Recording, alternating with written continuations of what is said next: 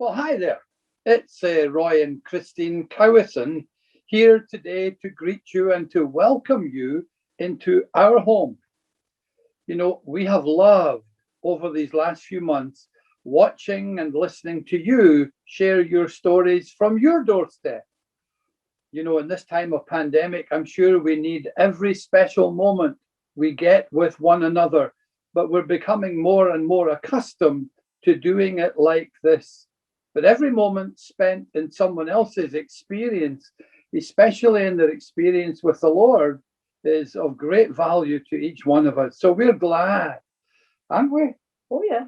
To be able to join with you and share in these moments. And you will obviously be impressed that even although we've been away for 2 years, we have still retained our strong Canadian accents.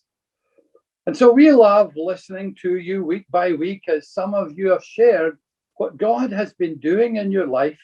And the others of you have explained in great detail how you have managed to find yourselves drawn to being part and parcel of the fellowship of Courtney Baptist Church. And so we're going to turn that on its head today and inform you what life has been like when you leave.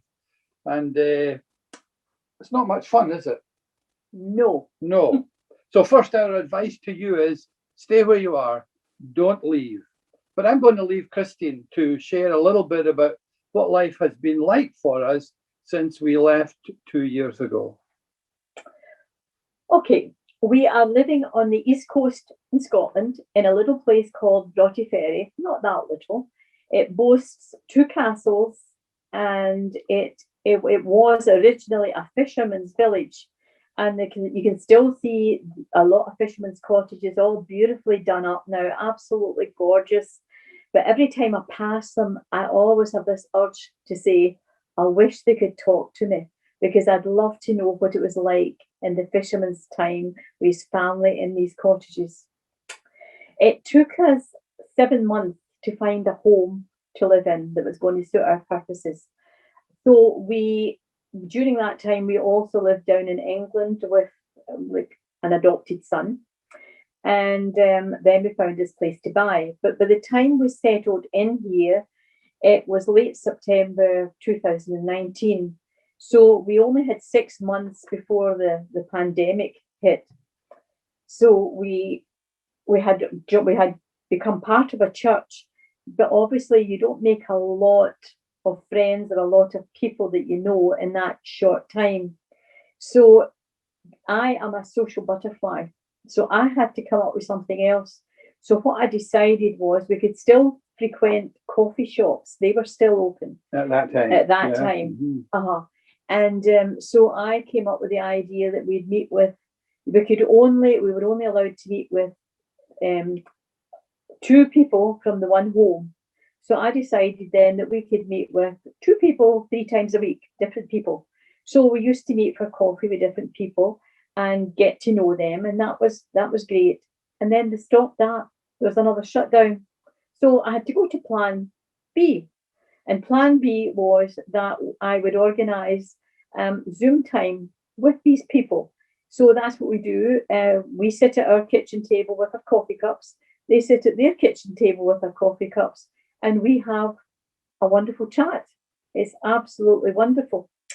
But it wasn't really serving a purpose for me. So I had called the minister's wife and said to her, look, we don't want to be frontline people. We don't want to be trying to push our way into the church in any way. But is there anything you would have us do behind the scenes that we could be useful? So she said, well, how would you like to phone some of the elderly ladies? Now, anybody that knows me knows this mouth is made for talking. So I decided that's what I would do. So I have got a list of maybe 5, 6 ladies that I call every week just to see they're doing okay.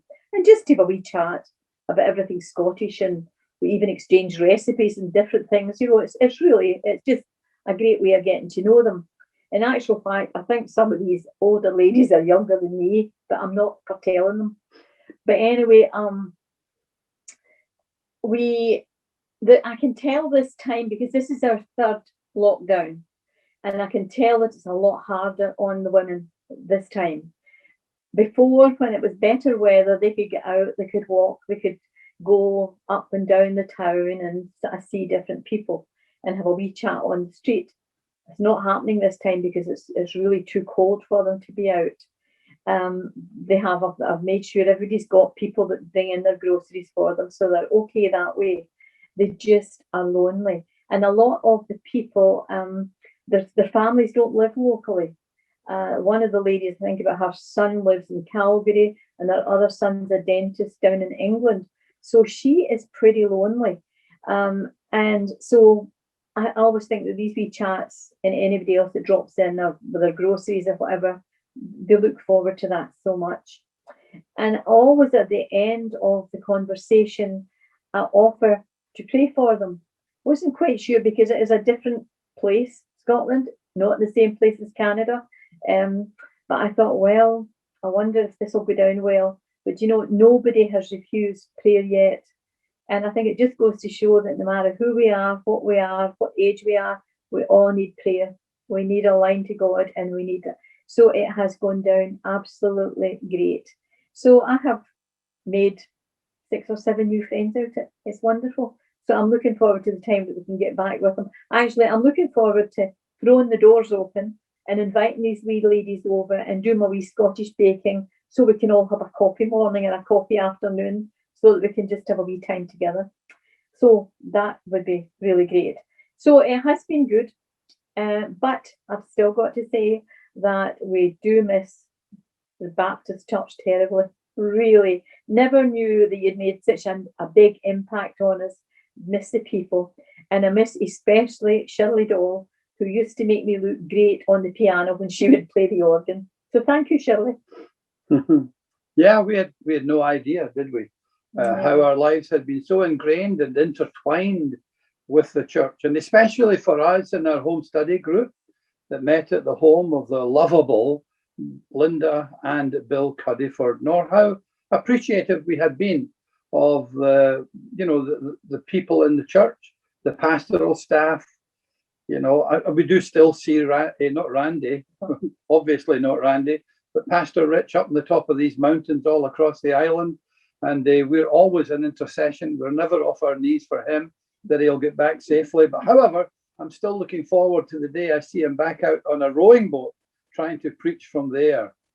So it's been great to have spent these few moments with you.